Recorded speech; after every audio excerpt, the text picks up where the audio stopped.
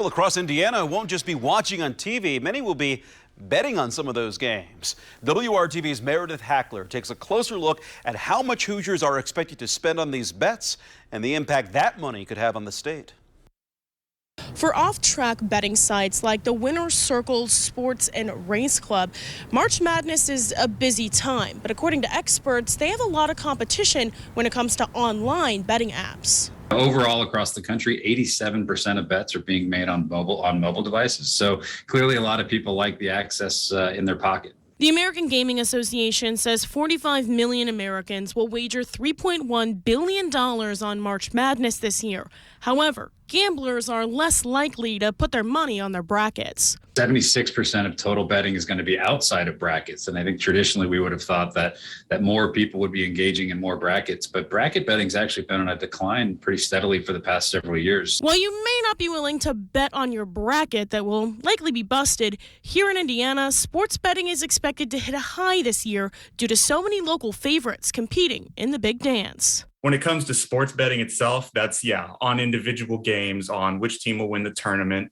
And that rings especially true in Indiana this year because we have IU, Purdue, Notre Dame in the tournament, and Purdue is one of the best teams in the entire country, so it's drawing a lot of interest. Indiana is one of 30 states, plus Washington, D.C., that allows live and legal betting.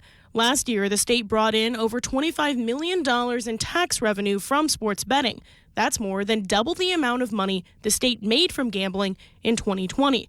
And experts say that number will continue to grow. Even beyond March Madness, online sports betting has been growing exponentially in Indiana.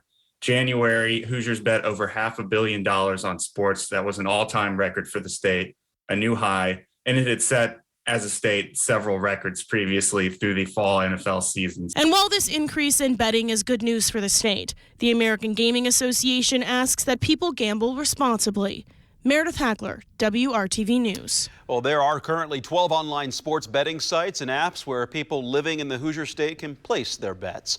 The Mayo Clinic says signs of compulsive gambling are needing to gamble with increasing amounts of money to get the same thrill, feeling restless or irritable when you try to cut down on gambling, gambling to escape other problems, trying to get back lost money by gambling more, lying to family members or others to hide the extent of your gambling. Now, if you need help, you can call the Problem Gambling Hotline at the number there on your screen. It's 1-800-9-WITH-IT. Again, that's 1-800-9-WITH-IT.